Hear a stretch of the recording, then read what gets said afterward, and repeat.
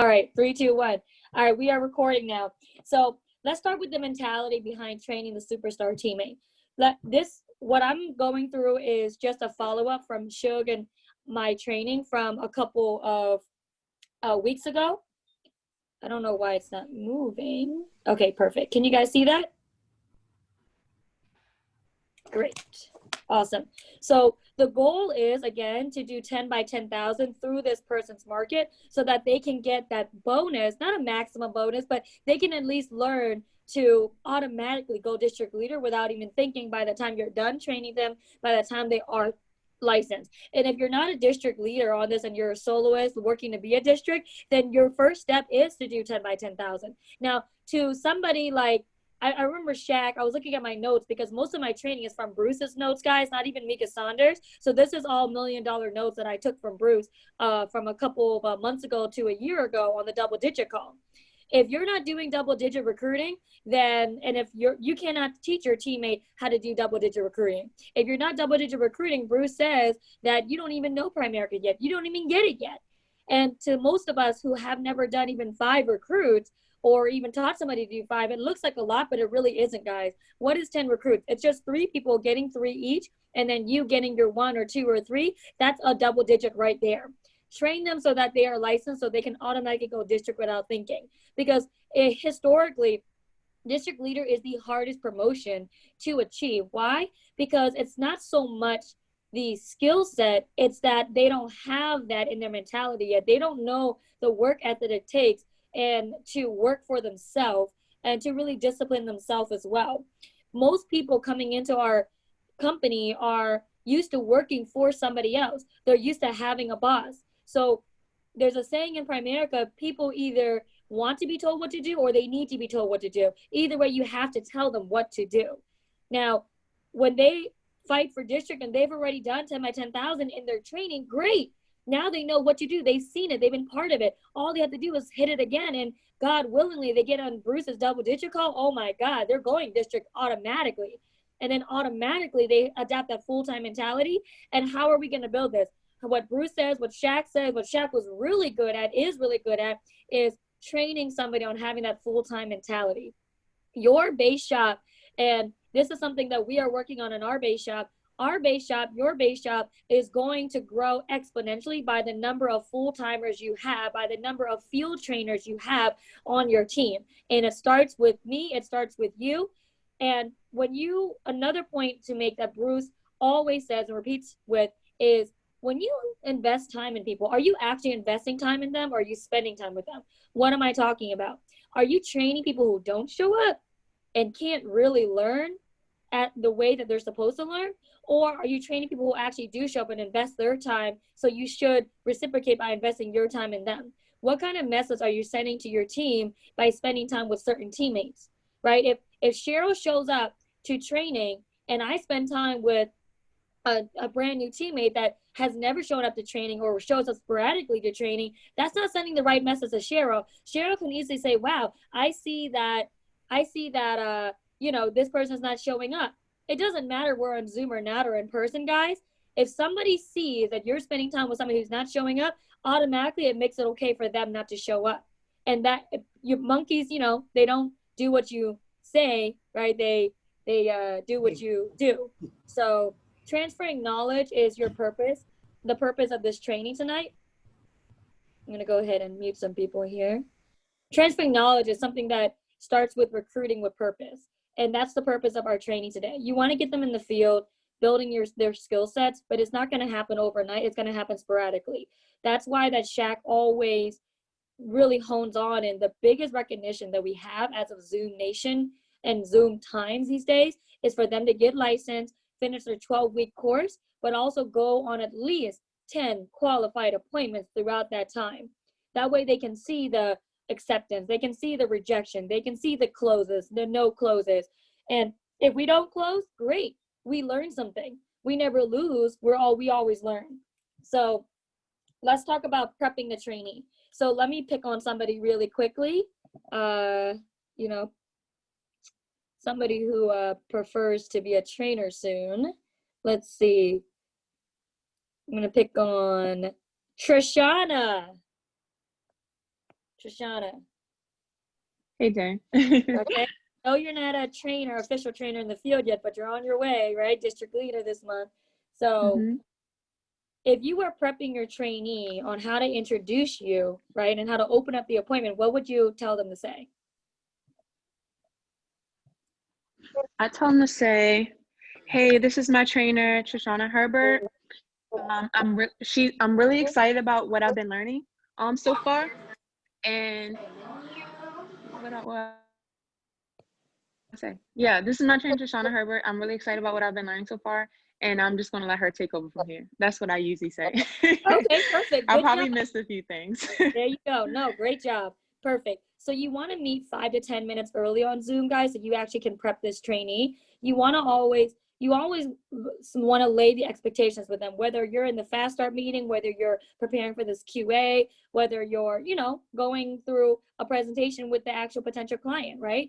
So this is what I mentioned to our trainees. Hey, because this is your first field training appointment, Trishana, you usually may not know what to take notes on, since most of what you hear will sound new to you, but just jot down as much as you can. If you have a question, please make sure you just write it down and try not to interrupt so you can get everything you need to down. We will definitely get it answered at the end. Say it with a smile, right? Bruce says that. By the way, before we start, I want to teach you how we open up the appointment. Hey, Mr. and Mrs. Client, thank you so much for putting aside time for us. This is my trainer, Jen. I'm really excited about what I'm learning. Since this is my first field training, I'm going to give her the floor. Perfect. Basically what Trishana just said, right? So let's go over that again. So Trishana, why don't you read this out loud really quick? As if I'm the trainer. Okay. All right. Wait, the second slide or the... Hey, because this is your first field training appointment. Oh, okay. Got you. Okay. Hey, because this is your first field training appointment, you usually may not know what to take notes on, since most of what you hear will sound new to you, but just jot it down as much as you can. And if you have a question, make sure you write it down and try not to interrupt so that you can get everything you need down, and we'll definitely get it answered at the end. By the way, before we start, I want to teach you how to open up the appointment. All right, great job, Trishana. So, no, you're not going to read this, okay, right? So you're going to just let them know what to say this. So let me pick on somebody to actually read this because, and I think he knows that I'm going to pick on him pretty soon. I think he knows. Noel. Noel. I'm gonna get some food. My awesome silent partner. All right, Noel. So since we're going in the field together, right? I'm your trainer, and your job is to read this, right? I mean, to introduce me to the potential client that we're meeting with, right? Yep. So why don't you go ahead and read this out loud? All right. Hey, Mr. and Mrs. Client, thank you so much for putting aside time for us. This is my trainer, Jen. I'm really excited about what I'm learning. Since this is my first field training, I'm going to give her the floor. All right, perfect. So now, when you guys read this, right, I want you guys to read it as if you're actually in the QA. So, of course, I'm going to pick on Mama V soon, right? So, Mama V, yes, Mama V, yes. All right. So, yeah, my guys know, the script already, so they kind of cheated a little bit. So it's okay if you don't remember it, right? I'm going to go back for you. So let's say you're training, let's see, anybody on here that's on your team on this specific one? No? All right, so Cheryl's going to be your trainee, okay? All right, Mama V, why don't you go ahead and read this out loud as if we're actually in the QA. I'm the appointment for you, okay? I guess it might help if I unmute myself. So you said Cheryl's my trainee? Yeah, Cheryl's your trainee. Okay. All right. This is after all the, we're gonna already talk to the person and everything, right? So this is, you just want me to read? This is you prepping Cheryl, the trainee, before the QA starts. Because okay, I got you. Okay. How many times do trainees interrupt us during the appointment and they say yes. that may cause us to do what, right, Miss V? Yes, right, that's right. Okay, Cheryl, we're gonna be meeting 5 to 10 minutes early on the Zoom. And because of that, You have to know that this is your first training appointment, and usually you may not know what to take notes, but since most of us, look, my glasses and me, okay. What we want to do is take notes, and since most of what you do and what you hear may sound new to you, but I want you to jot down as much as you can. If you have a question, make sure you write it down and try not to interrupt so that you can get everything you need to get down. We will definitely get it answered at the end, okay? Cheryl? By the way, before we start, I want to teach you how to open the appointment. You want me to say that part too? That's me too?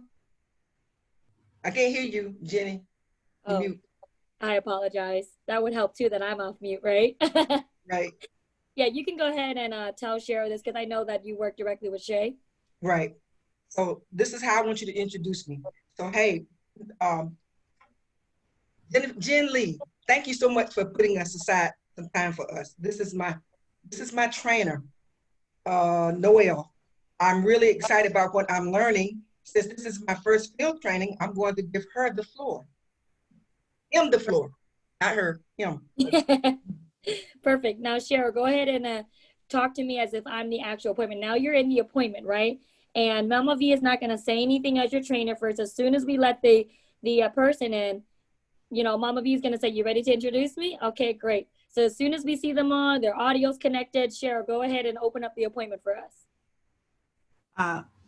Thank you so much, Ms. Lee. I really appreciate you putting aside time for us. This is my trainer, Mama V.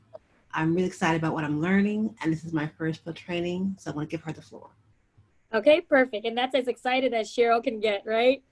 Right. And you guys know Cheryl's very, very, small in her, she's very low tone in her voice, but we want to give people permission to be themselves, right? Say it as if you're excited, right? So if you don't want to say, "Hey, I'm really excited," right? You want to say, "Hey, I'm really excited." And the fact, if you guys saw Cheryl on the screen, I'm not sure if you did, look at how she smiled, right? You don't want trainees to look like, "Oh, yeah, I'm excited. This is my trainer," right? You gotta teach your people, and these are small things. But if you don't fix the small things, you don't fix the big things. And I feel like we have never really had a training on how to prep our trainee like this, right? And then we gotta sound some sort of way like that. So now after the first field training appointment, what do you do with them? So this comes directly from Bruce. Before I get to the next one, what do you do after the first field training appointment? You want to debrief with them on Zoom. What are 3 things that you learned? Now, why do we want to ask this question? Jenny, why do you think we want to ask this question, or ask at least what did they learn, what did they get? Well, I always ask my teammates that because I just want to see what they learned or what they didn't learn. Also to make sure they were paying attention because their video may be on, but they're not, putting notes down or not learning anything. Perfect, good. I was training somebody, I was doing a fast start meeting for somebody under Trishana the other day, and I asked her what are 3 things she learned after the fast start meeting, right? And she froze. But this is after the first time I had asked her to take notes, and she froze. And she was like, "I don't remember. I have a bad memory." No.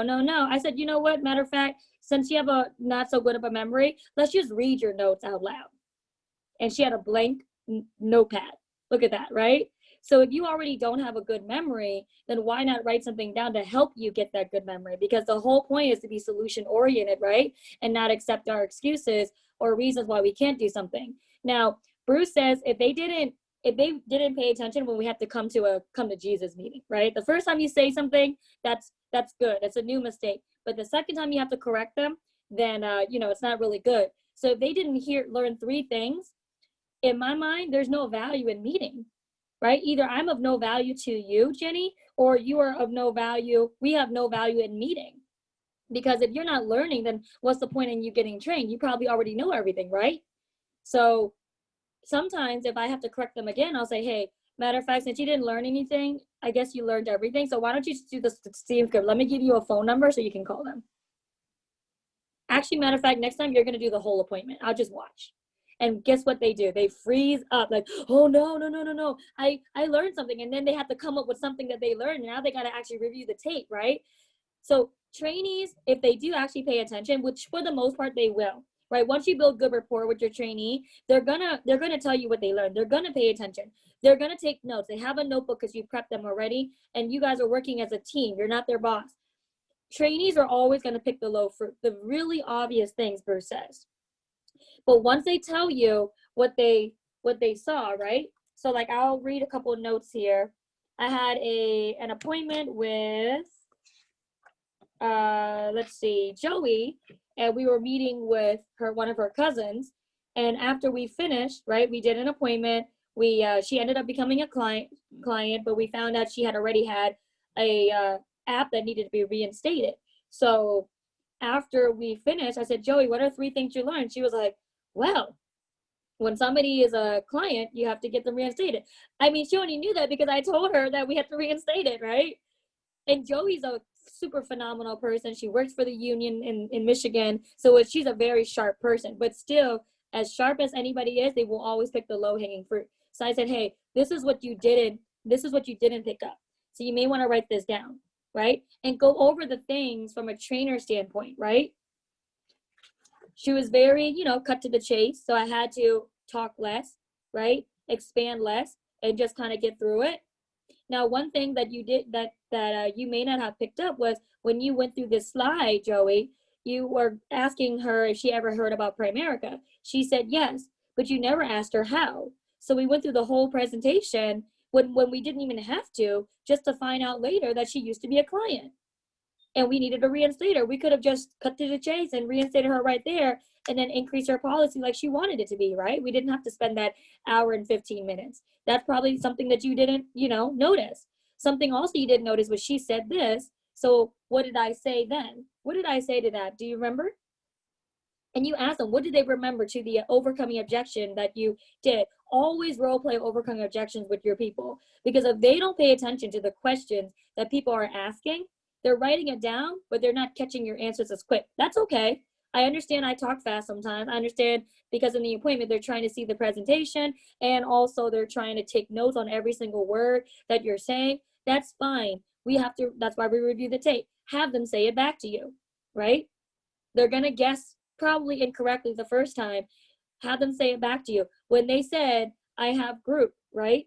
What did I go into? Oh, the group insurance slide. Okay, when they said they had no coverage, do you remember the slide that I went into? Okay, the group insurance slide. What did I say to introduce the group insurance slide? Do you remember? Right? Let them try to do that part of the presentation.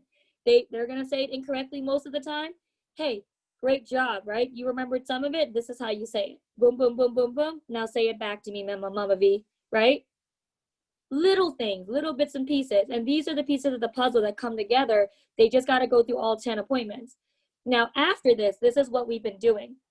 And I recorded myself, and I encourage, if you are a trainer, a competent trainer in your mind, and your upline and your leader, if you work with Shay, you work with Donald, if you work with Sophia, whoever you work with, contact your RVP, contact your upline, your leader, whoever, and just let them know, hey, do you feel that I'm ready to record myself and send it to my team, right? Just so that it's a duplicatable process. So I sent a Zoom recording of me I met with our team. I recorded the training of me doing the front end of the presentation, and I sent the recording, mass out to the main individuals and leader that I work with.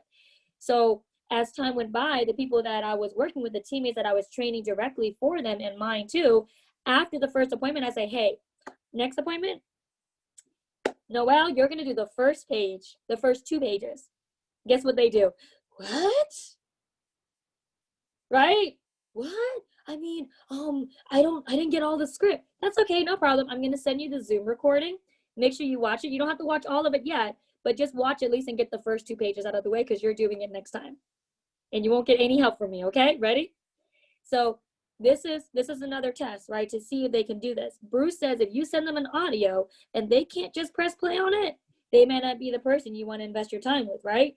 So if I know between now and tomorrow, our next appointment, they actually listen to the Zoom, I don't have to ask them. I just need to see them, right? Present.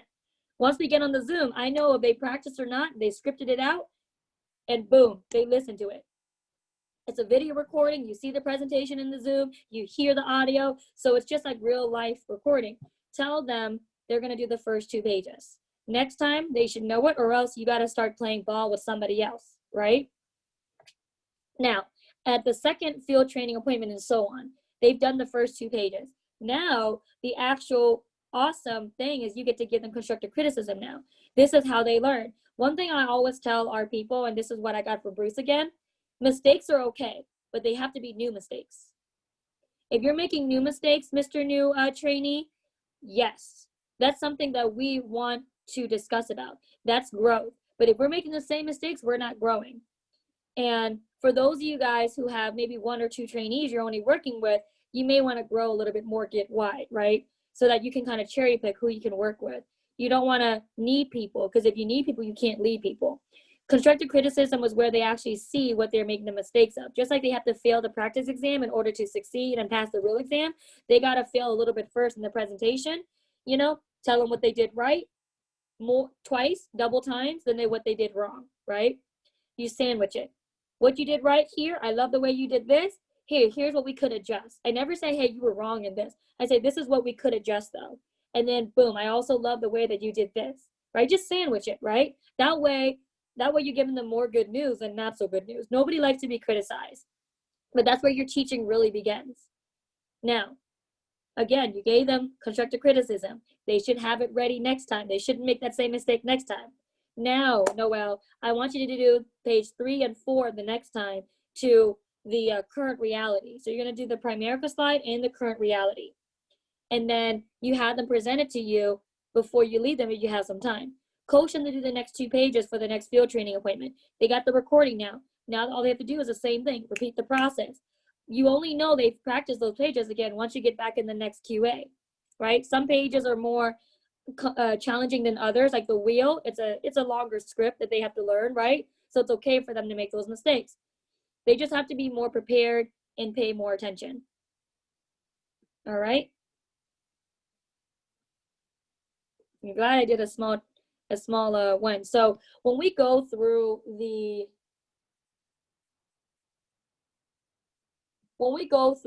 presentation with them, when I say the first slide, when we say the second slide, I'm not asking them to introduce the slides. I'm not asking them to set the table.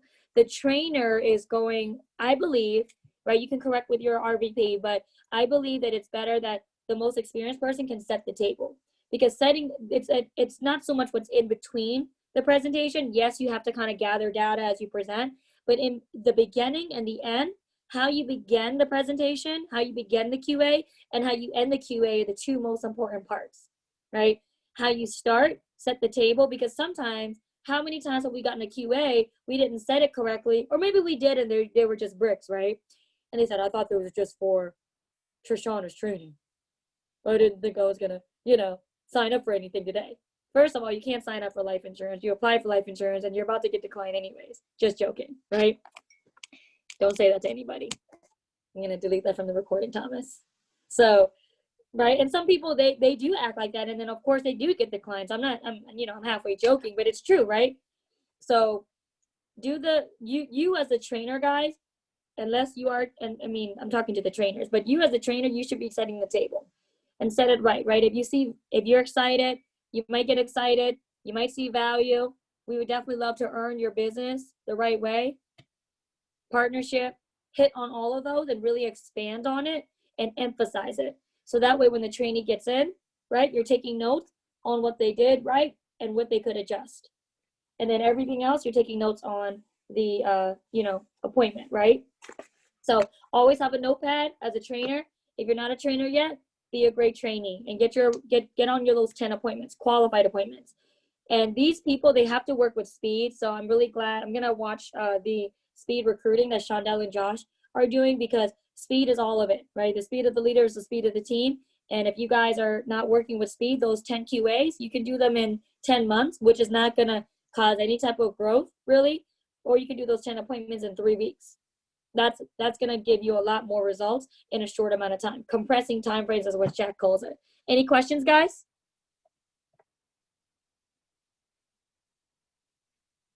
No? What have you guys had trouble with? No? Mama Hey, B? Jen. Okay, I'm good. I had trouble with getting my new recruits to even want to do the first 3 pages. You know, it's like you don't see me, you taking notes, you doing everything, but this is going to help me out greatly, Jen, to be able to get them to go through the process. Uh-huh. You know, I always talk to them after I get done, and I know what to say, and ask them, you know, what did you get out of it? Where your notes at? So it's going to help me a whole lot now, so I can Uh-huh. get them through the process of doing the presentation. Because I want to Perfect. cut that umbilical cord. I'm done. Yeah, yeah. So, Trishan, I'll get to you right in a second, okay? So, in the Fast Start meeting, if you can recall, you guys, from last week's training, which is on YouTube now, thank you, Thomas. I always emphasize in the client slide, right, where you talk about building a team and building the clientele. I always emphasize